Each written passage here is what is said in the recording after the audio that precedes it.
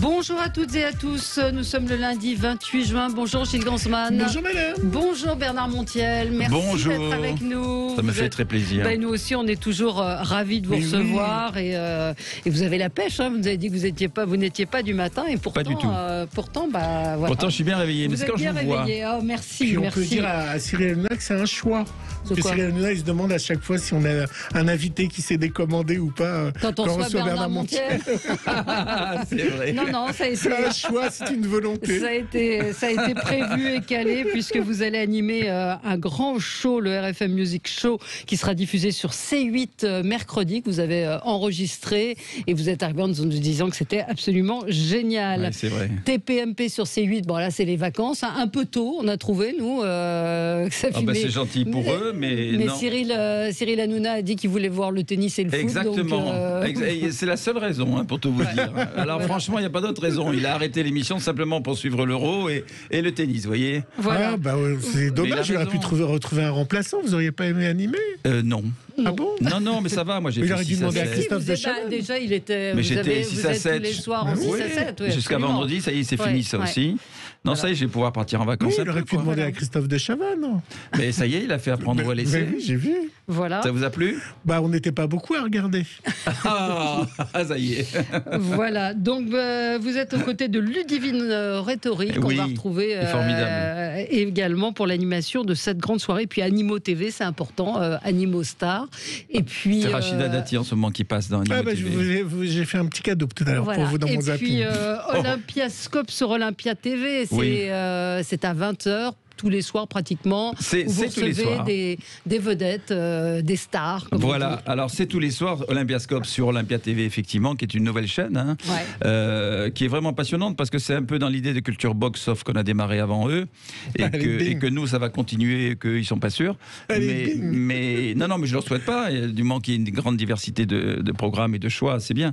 Mais c'est vrai que je n'y suis pas tous les soirs non plus, je ne peux pas y être tous les soirs. Mais là, en revanche, vous voyez, je viens d'enregistrer un spectacle formidable de Daniel Auteuil qui va produire à la rentrée, direction artistique Gaëtan Roussel, et en surprise, je peux vous le confier à vous parce que vous êtes mes potes. On est entre nous. On est entre nous, personne ne le saura.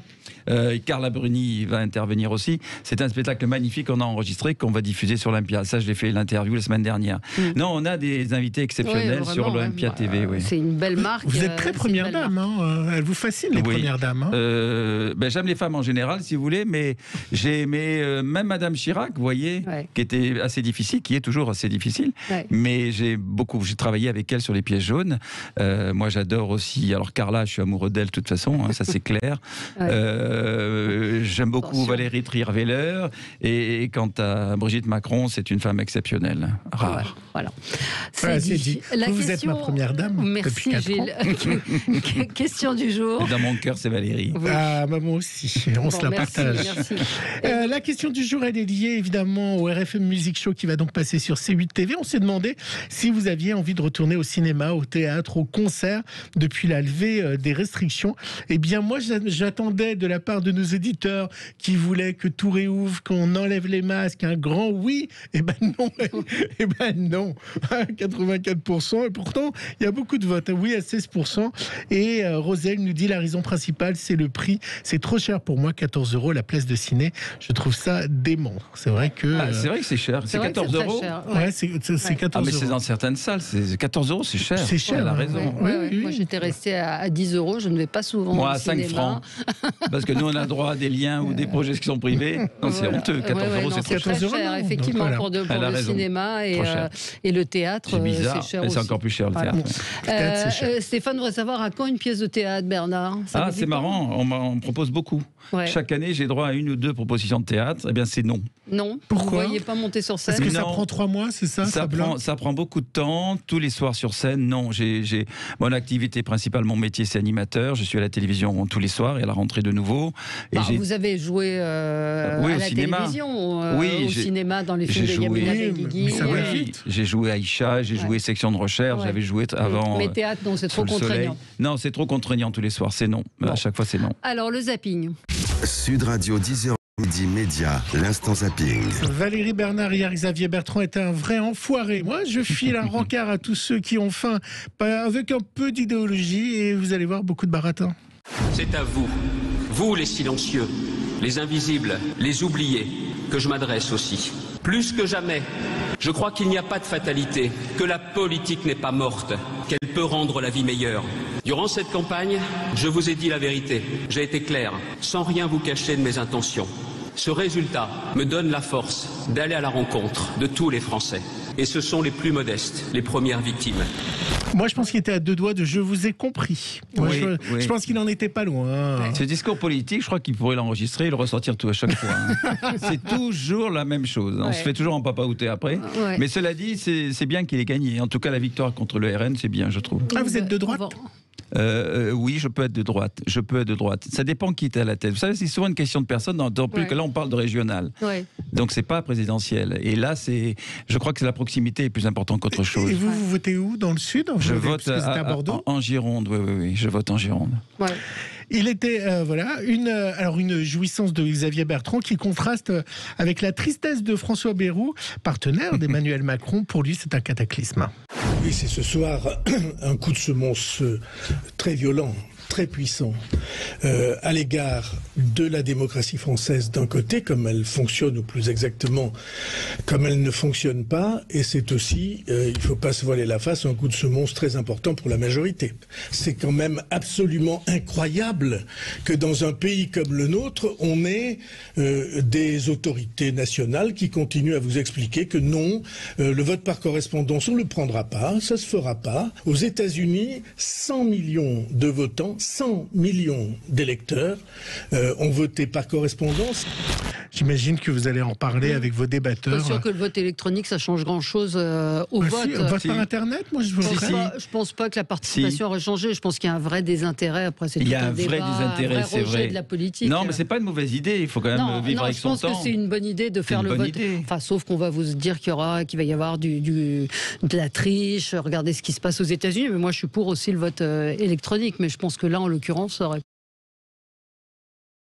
Aux États-Unis, ils sont plus de 300 millions. Donc, si vous voulez, le rapport est différent. Mais... Et eux, ils ont vraiment gagné. Ce sont les vrais champions de ce week-end. À rappeler que l'équipe de Toulouse de rugby a gagné. Ça, c'est bien. Maxime Médard va recevoir son 5e bouclier de Brennus. Hallucinant.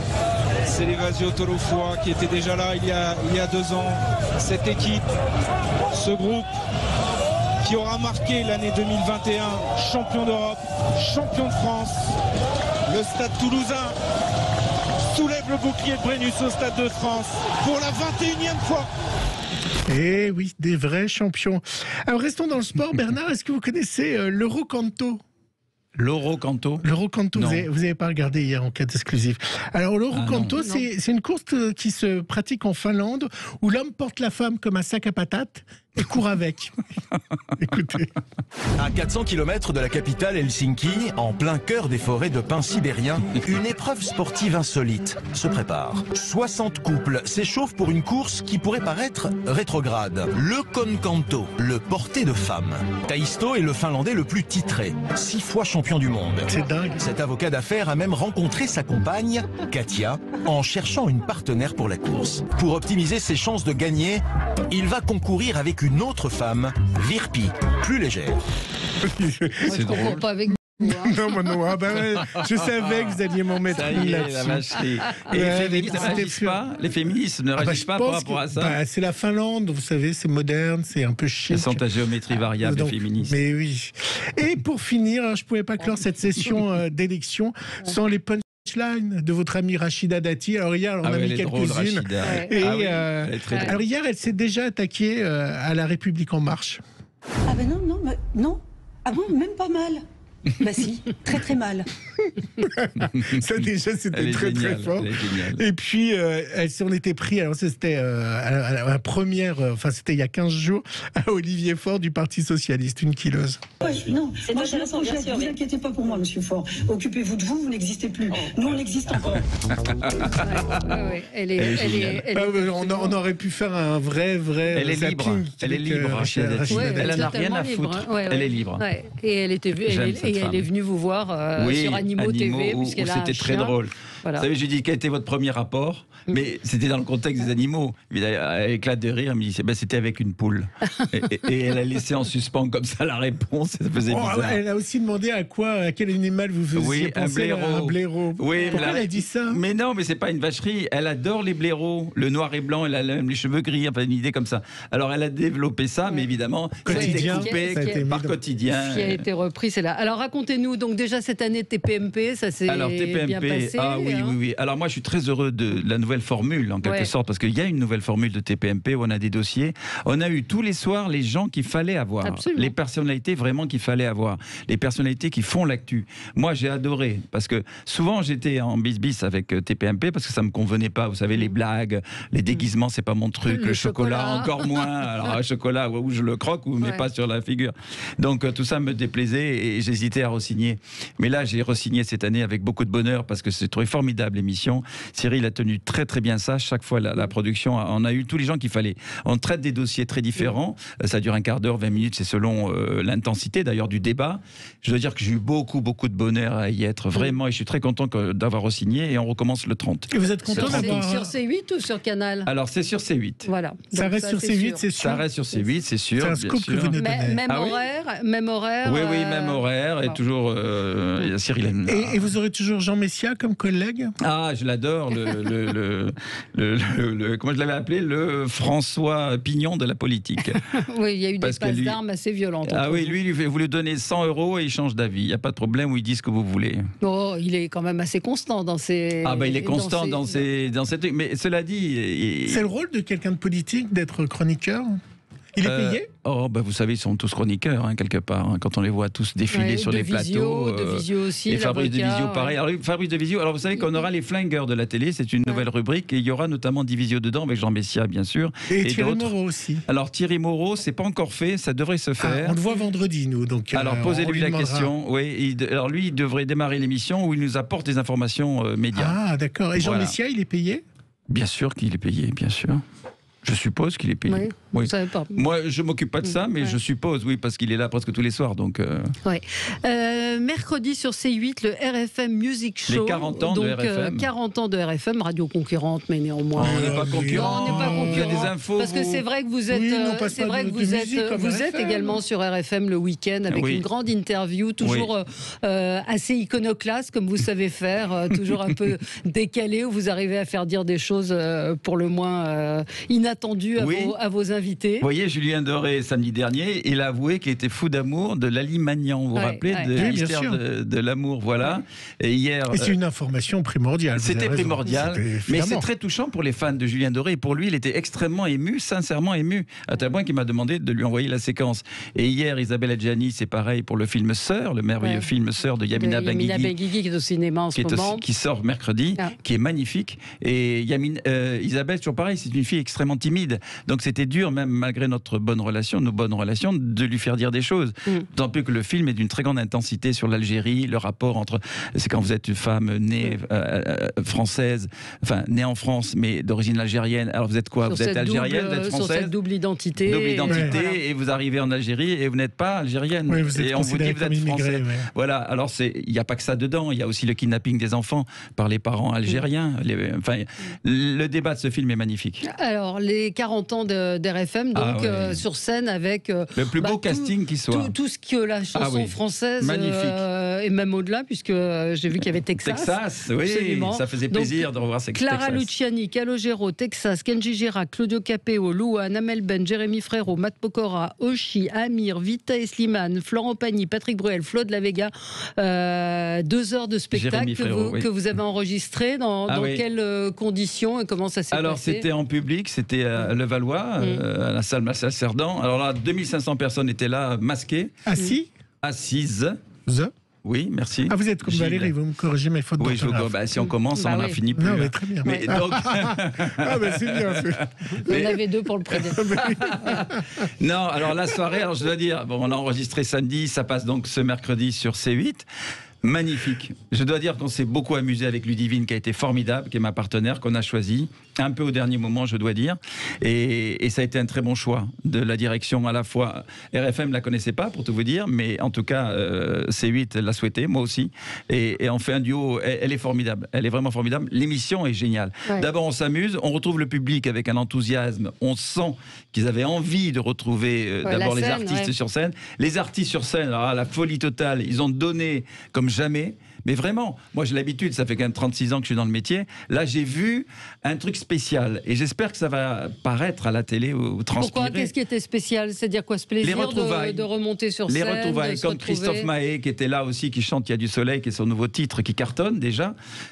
Voilà, c'est la fête, c'est un hymne aux retrouvailles, cette émission, et ça se voit. C'est une espèce d'effervescence extraordinaire.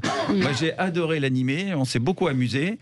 En plus, on a bien respecté les temps, les artistes se sont donnés à fond. Et il y a un duo inédit que je vous conseille, c'est Oshi avec Patrick Bruel, où ils chantent Amour censure. C'est bouleversant. Ouais, c'est bouleversant, c'est magnifique. Vous savez, c'est cette chanson magnifique contre l'homophobie. Voilà, c'est un spectacle, moi, plein bonheur. Et alors vous, ça vous plaît d'animer un grand show comme ça, parce qu'on vous a pas souvent vu dans des ces dernières années, non. Parce que vous l'aviez fait auparavant, mais là, d'animer un show comme celui-là, oui, c'est. Et comment ça s'est passé avec Ludivine Rhétorique ? Quels étaient vos rôles respectifs ? Alors d'abord, ce qui était important entre Ludivine et moi, c'est la complicité. C'est très important pour un duo qui est une vraie complicité et une vraie affection. Parce que les duos, c'est très difficile. J'en ai beaucoup fait dans ma vie. Il faut vraiment aimer la personne. Absolument. Laquelle vous avez détesté ? Il y en a qu'un que j'ai détesté, mais je dirais pas qui parce que c'est mort et enterré depuis longtemps dans mes duos. Mais j'en ai fait beaucoup. J'en ai fait beaucoup de duos. Il est chez Yahoo. Je sais pas. Et donc, si vous voulez, moi j'ai adoré Deban par exemple, mais Alexandre Deban. Mais là, Ludivine, elle est formidable. D'abord, elle a un charme fou. Elle est gracieuse. Elle a une très belle voix, ce qui est quand même important en radio et en télé. Et puis elle connaît les artistes aussi, vous voyez. Donc et puis moi, je l'aime beaucoup et elle m'aime beaucoup. Donc ce rapport chaleureux entre nous. Donc on a pu se teaser un peu, se balancer des petites vacheries. C'était sympathique et c'est vrai que le spectacle, il est extraordinaire. Ça, je dois dire, moi-même, j'ai envie de regarder. Vous savez, je ne me regarde jamais à la télé. Mais là, je veux voir ce que ça donne. Parce qu'on s'est amusé. Il y a un grand décor. Il y a un très beau décor. C'est un ring. Absolument. C'est un ring. Les chanteurs sont sur un ring. Et on a quelques interviews. Il y a surtout de la musique. C'est quand même très musical. C'est réalisé par Serge Bonafous, qui réalise beaucoup de festivals. Voilà, absolument. Mais c'est un peu toujours les mêmes, quand même, qu'on voit aujourd'hui. Enfin, Vita Slimane, Amir, on en a un peu marre aussi, parfois. Il y a Amir qui clôt. Non, parce que ça fait toujours plaisir. D'abord, chacun a son public et ils sont contents de les retrouver. Je vois Amir, par exemple, qui est passé en dernier, ce qui peut paraître le plus difficile, l'effervescence. Amir, nous, on se pose toujours la question quand on fait une télé, je vous le dis honnêtement, c'est si les gens se barrent. Vous savez, il reste plus que KPO, il y avait que de KPO aussi qui est formidable. Eh ben non, tout le monde est resté, tout le monde a chanté. Alors évidemment, les gens se lèvent à la fin, et même durant le spectacle, ils se sont levés. Texas, ça a été énorme aussi. Bruel, alors lui, la Bruel Mania, ça continue. C'est énorme. Moi, ça me fait plaisir. Alors du coup, toutes ces bonnes vibrations nous ont aidés à être encore plus forts, plus souriants, plus punchy. Et je vous dis, on parle très peu, ce qui est très bien. Et c'est surtout de la musique, de l'ambiance. Et là, les gens, c'est la fête. C'est vraiment une fête. Alors, ce qui est dommage, c'est qu'en face, vous avez la soirée exceptionnelle musicale de M6, je crois. Aucun problème. D'accord. Aucun problème. Vous êtes meilleur. Non, je ne dis pas qu'on est meilleur parce que je n'ai pas vu leur émission.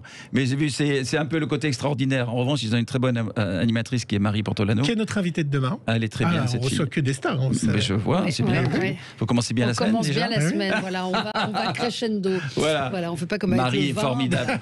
Marie est formidable. Mais d'ailleurs, elle avait présenté le RFM Music Show. Et vous aimeriez faire quoi comme émission ? Si demain, un patron de chaîne vous appelle et vous dit, voilà, carte blanche. Bon, d'abord, personne ne m'appelle. Hein. Non, j'ai dit si. C'est genre, si, ouais. Voilà. Alors, tu sais, tout le monde dit, t'as des projets. Oui, j'ai des projets de toute façon. Alors, je peux vous donner un petit scoop si vous voulez. Effectivement, j'ai signé une émission. Une nouvelle émission que je vais animer seule sur C8. Oui, à partir de la mi-novembre. Un entretien ? Non, c'est plusieurs invités. On va prendre des dates comme ça et on va revivre des moments forts de la télévision. Alors avec les protagonistes de ces histoires-là. C'est super. C'est une très belle émission qui est produite par Philippe Thuillier. Je vous dis tout puisqu'on en a signé 3 déjà. On va tourner en octobre. Ça sera diffusé mi-novembre. Ça va être le samedi soir. Parce que nous, on démarre à la rentrée avec Patrick Sébastien et toujours ces rediffusions qui marchent très bien. C'est très sympa avec Patrick Sébastien pendant 2 mois, septembre et octobre. Et puis après, ce sera nous. sera vous qui allez passer, prendre une année et c'est ça, revisiter un petit des peu, jours, on va prendre des jours comme ça. Et puis j'ai vu déjà ce qui est prévu, ça va être. Moi, j'ai envie de le voir déjà. Ouais. Vous savez, c'est une première chose quand on. Ça fait penser un petit peu à la séquence qu'il y a chez Laurent Ruquier, qui est cette année-là où on revisite un petit peu, on voit l'actualité, la télévision, tout ce qui s'est passé. Tout ce qui s'est passé avec les personnes concernées. Donc moi, je vais vous dire, la première chose, ça fait quand même longtemps que je fais de la télévision, j'ai envie de voir ça. Donc c'est déjà pas mal dans ma tête pour moi pour travailler. Vous voyez, j'ai envie de voir ça. Ça c'est déjà important. Il y a un vrai désir. Et Philippe Thuillier qui est un très bon producteur. Excellent producteur qui produit Ruquier. Laurent Ruquier. Quel est le secret de votre jeunesse? De ma jeunesse, de ma beauté, de mon charme. Absolument. Alors le charme, ça se contrôle pas. Oui. non, mais c'est vrai que vous ne changez pas, vous vous bonifiez avec le temps. Vous voulez me pécho, vous, voilà. Valérie.